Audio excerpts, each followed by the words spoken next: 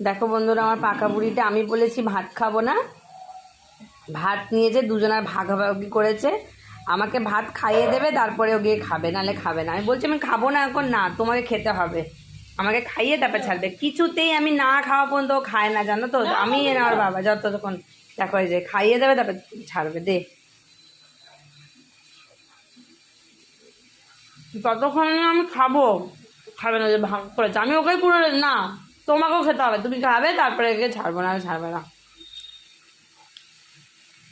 মেয়ে একটা বাড়িতে থাকলে সত্যি ভগবান আমাকে যে, আমি সব সময় যাই, আমি যেন যত জন্ম হয় আমি যেন একটা মেয়ে পাই আমার। সত্যি মেয়েরা অনেক অনেক বোঝে, ছেলেরা যে বোঝে তা না, কিন্তু সব ছেলে যেমন সমান হয় না, সব মেয়েও সমান হয় না, কিন্তু আমার মেয়েটা খুব বোঝে গো, খুব বোঝে, খুব বোঝে। বাবা ছাড়বে না আমাদেরকে যতক্ষণ না আমি খাবো, আমি ওর বাবা যতক্ষণ না খাবো ততক্ষণ ছাড়বে না।